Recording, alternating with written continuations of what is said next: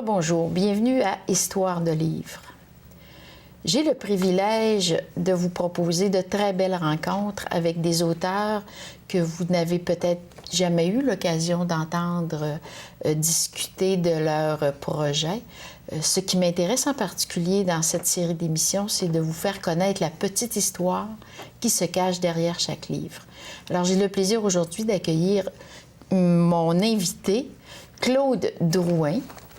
Claude est un artiste, est un auteur qui souvent s'est caché derrière les pages qu'il nous a proposées. Claude, les livres dont nous allons parler aujourd'hui sont nés de quelle façon dans une espèce d'enfilade, comme un collier dans votre vie? Disons que j'écris depuis toujours, depuis l'âge de 12 ou 13 ans, et que au moment où j'ai pris ma retraite de l'enseignement, j'ai décidé de compléter le travail, c'est-à-dire de quitter les cahiers et de proposer à des lecteurs, plus que je le faisais avec les gens qui m'entouraient, un produit fini. Alors, je me suis donc improvisé, le mot est juste, auto-éditeur, et tenté de présenter les meilleurs livres possibles. Et nous allons parler en premier aujourd'hui d'un recueil de prose poétique ou de poésie carrément, dont le titre est « Dormir dans la mer ». Oui. Ce livre-là est arrivé de quelle façon? Est-ce que c'est le premier, le quatrième, le 10e de votre... C'est le 3e recueil qui est sous-titré « Suite pour Marie-Alice », qui met en scène deux protagonistes, Louis Morin, qui a fait la rencontre il y a déjà 2 recueils de Marie-Alice. Et c'est son écriture, c'est la relation souvent difficile, paradoxale, avec Marie-Alice qui est narrée. Mais dans celui-ci, la Marie-Alice en question intervient par des photographies qu'elle a choisies et aussi des textes qui sont extraits de son journal. On peut dire donc que, dans la fiction du recueil, que le livre est à 2 voix, celle de Marie-Alice et celle de Louis. Nous assistons à un dialogue et progressivement les gens se dévoilent ou se confient, trahissent en fait. Oui, je dirais que l'intervention littéraire d'écriture de Marie-Alice est restreinte à 6 extraits.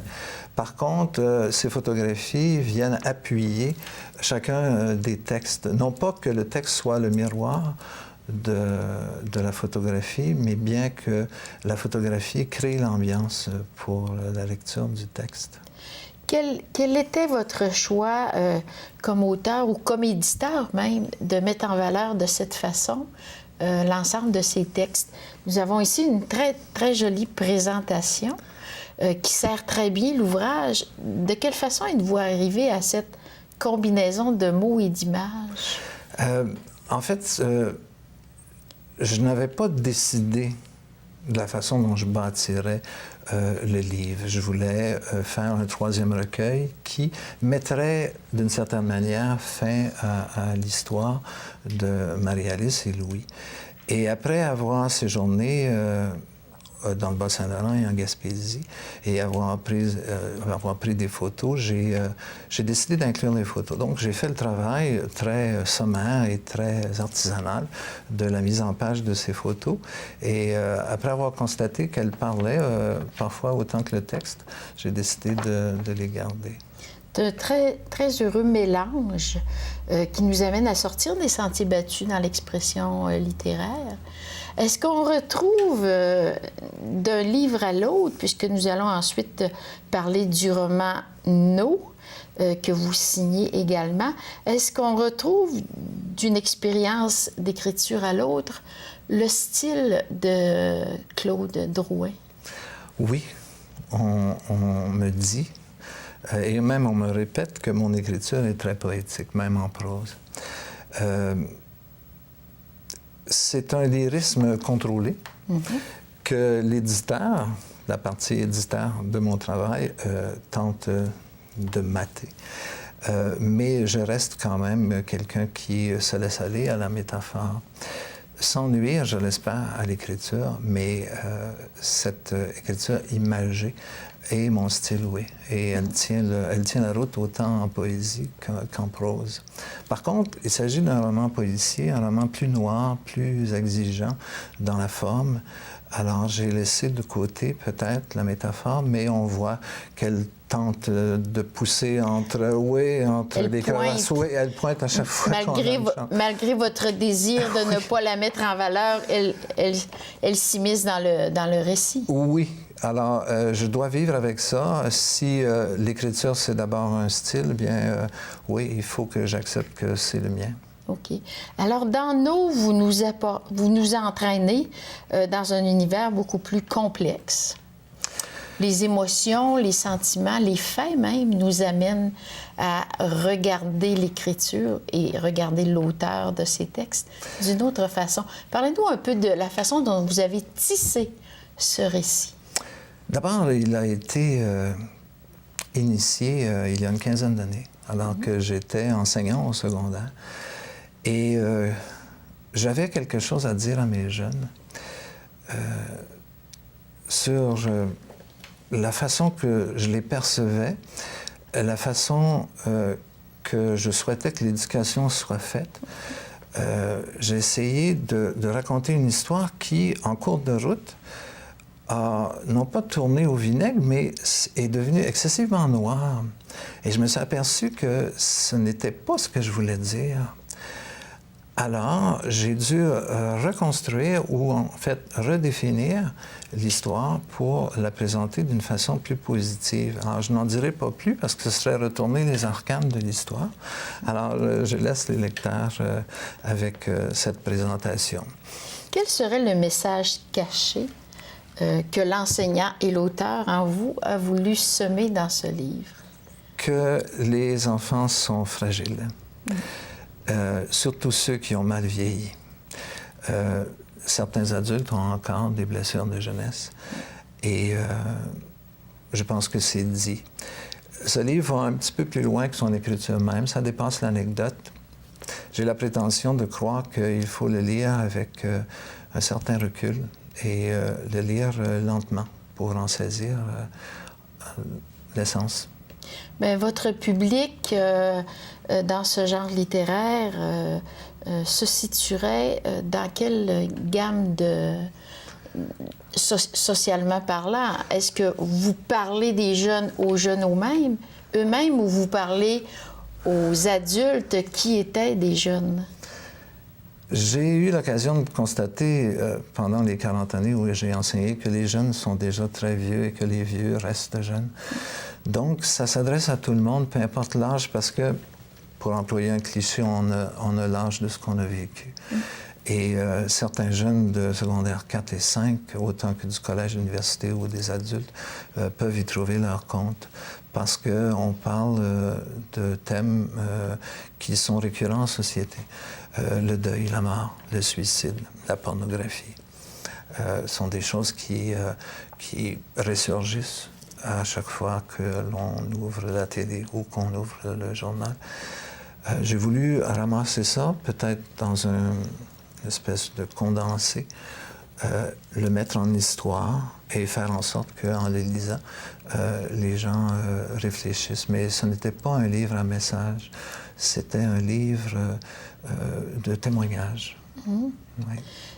Vous êtes parti de matériaux qui constituent, j'imagine, ce qui vous touchait personnellement, oui. Peut-être même aussi de matériaux qui réfèrent à vos expériences personnelles, pour aller vers une expression beaucoup plus large maintenant. Quelle est, d'après vous, la part du lecteur dans l'appréciation de ce livre-là, No? Écoutez, déjà le titre pourrait nous ramener à dire « je le lis, mais non, je ne l'appliquerai pas à moi ». Il faut le voir autrement. C'est No pour le surnom de Noémie, qui est un des personnages principaux de l'œuvre. Donc, No, c'est pour Noémie. Mais pour en revenir à votre question, ce que je dirais de mon apport personnel, c'est que J'ai eu l'occasion, en ayant travaillé 20 ans en cheminement particulier, avec des jeunes qui avaient des difficultés d'apprentissage, de constater que les douleurs, parfois, que l'on masque, sont celles qui méritent le plus d'être masquées, justement, parce qu'elles sont profondes. Alors, le deuil, le mal de vivre, la perte d'un être cher, quel qu'il soit, la difficulté de s'intégrer à la société, serait, je pense, le fondement de ce livre-là, qui n'est pas nécessairement ce que moi j'ai vécu, mais qui ne peut pas être autrement que ça non plus, puisque, vous le savez fort bien, on écrit, on sculpte le livre, et le lecteur, lui, doit faire le travail de resculpter ce livre-là, d'y apporter son propre travail, si je me permets l'expression. Parce que si écrire est un travail, lire en est un aussi. On considère la lecture souvent comme un loisir, mais c'est aussi un travail. Il y a une façon de faire qui exige du lecteur. Le style même de ce livre, le propos aussi, est quand même assez lourd de sens. Oui. Est-ce que vous laissez dans ce paysage de création littéraire une petite fenêtre pour l'espoir? Oui, et sans retourner les arcanes, comme je vous l'ai dit tantôt, il faut, je pense, aller jusqu'au bout du livre, malgré le fait que, pour une bonne partie, le livre soit sombre. Parce que je pense qu'à la fin, il y a un retournement de situation qui laisse la place à l'espoir. Même si celui-ci est mince, il est là quand même.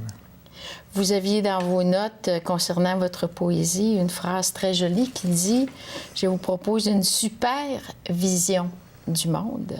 Une survision du monde, en fait, oui, c'est que je pense qu'en poésie, sans être au-dessus, il faut être en même temps partout pour se laisser habiter par ce qui va être traduit ensuite en mots, pardon. Oui. Alors, cette façon d'être poète, j'ai dit qu'on n'y survit pas, c'est un état dont on ne sort pas vivant. Alors, je pense que la poésie nous habite jusqu'à la fin de nos jours, peu importe comment on la met en mots, comment on la traite, on la vit à 100% lorsqu'on est poète. Alors, merci beaucoup, Claude, pour ce partage. Tout le plaisir a été pour moi. J'invite nos lecteurs à découvrir, s'ils ne l'ont fait déjà, les différents ouvrages signés Claude Drouin. Nous vous parlions aujourd'hui du roman « No » et du recueil de poésie en images « Dormir dans la mer ». Je vous remercie d'avoir été avec nous aujourd'hui. Et pour ma part, je vous laisse avec une citation qui devrait bien correspondre à l'état de créativité de notre invité Claude Drouin. Alors, c'est signé Marguerite Duras. Et ça dit ceci: « Écrire, c'est aussi ne pas parler. C'est se taire. C'est hurler sans bruit. » Merci et à bientôt. Merci beaucoup, Marie.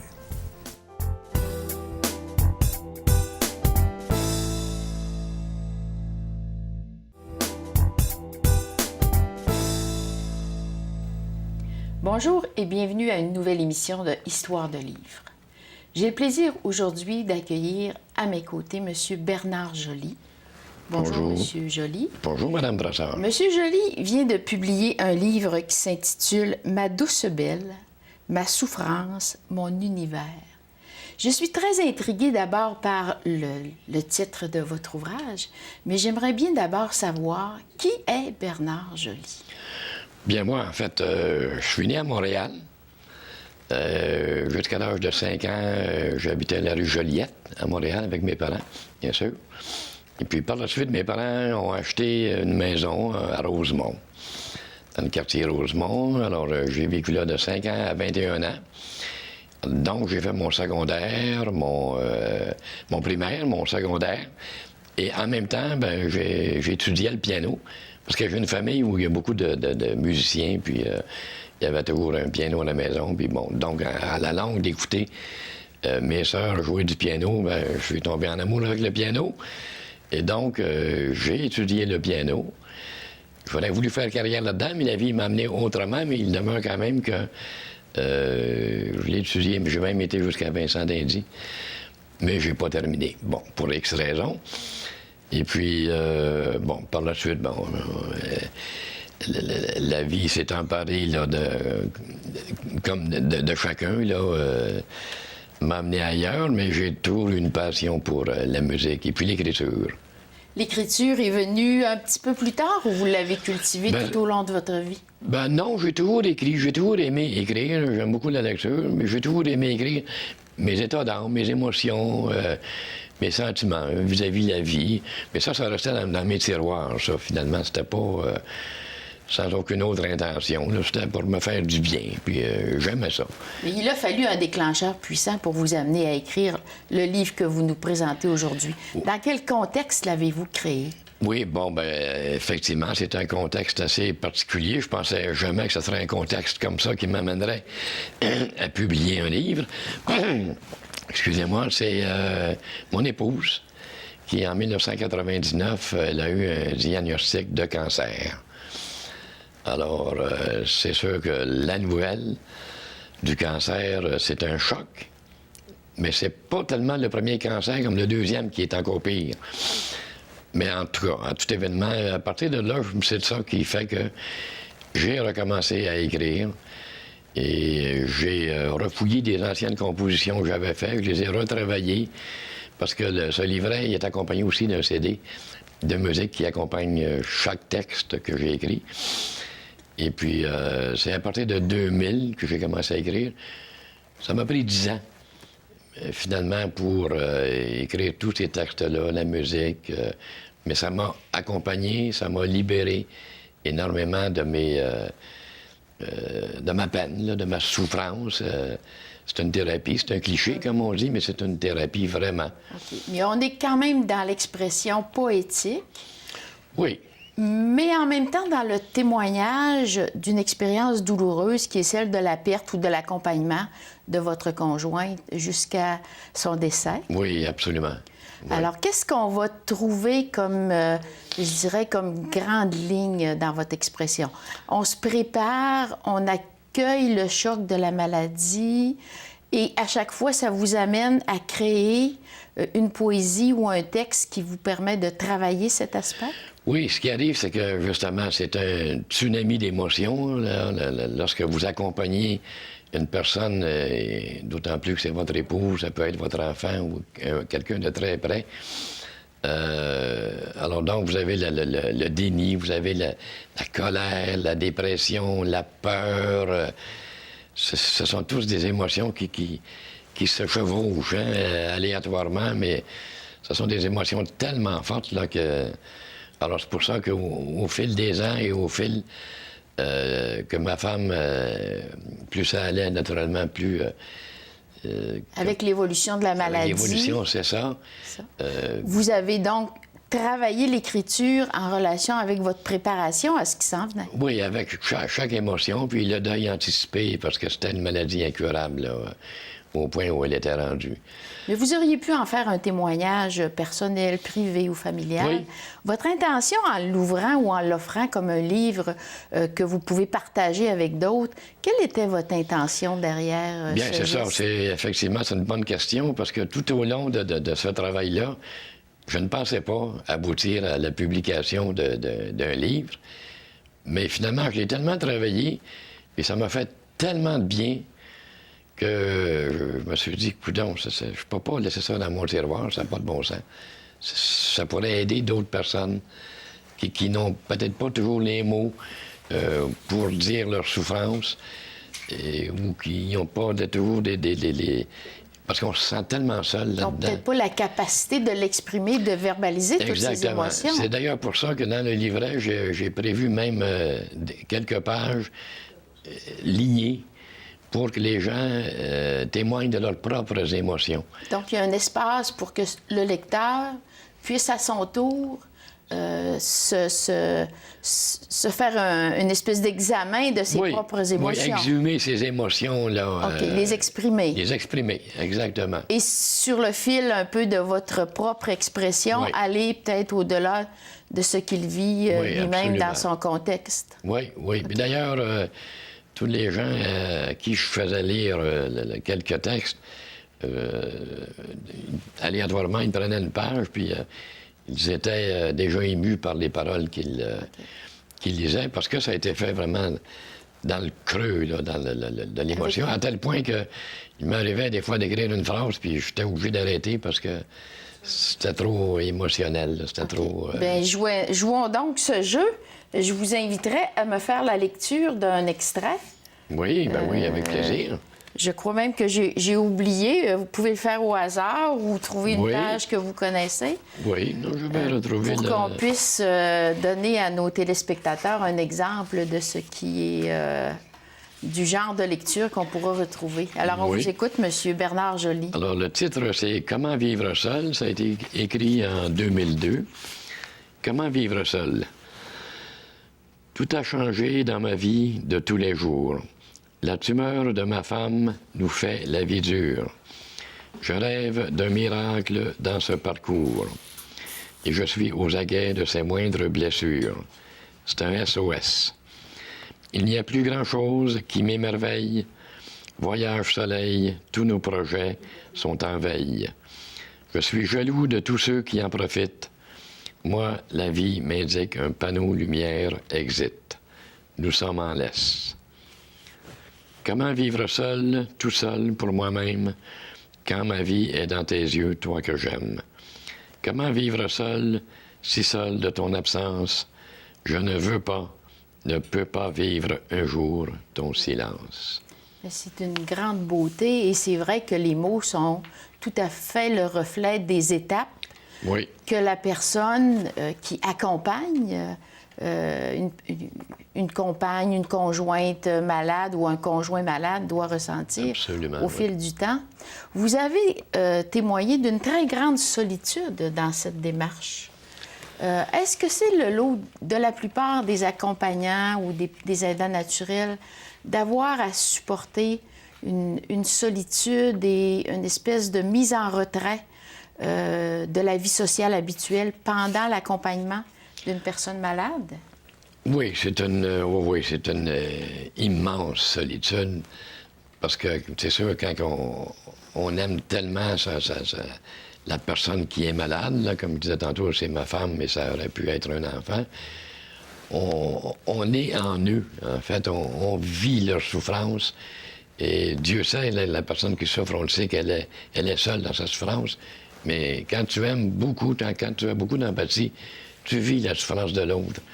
Alors, à tel point que je le dis dans un des textes, je viens de le lire, on est jaloux, dans le fond, du bonheur des autres, parce que... De l'insouciance que la plupart des gens ont en pensant que la mort ou la maladie ne vont pas un jour les rattraper. Oui, bien c'est ça. C'est sûr, quand ça t'arrive, bon, ça m'est arrivé, ça arrive à plein de monde, il faut en sortir, mais...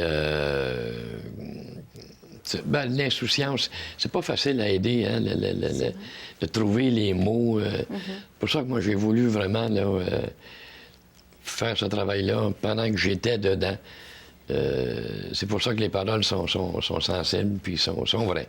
Vous avez eu des témoignages de gens qui ont eu l'occasion de le lire jusqu'à maintenant? Oui. Quels sont les témoignages qui vous sont arrivés de la part des aidants naturels ou des proches? Bien, la plupart du temps, là, ils lisent quelques phrases, puis bon, ce qu'ils vont dire, oh mon Dieu, ça c'est donc vrai.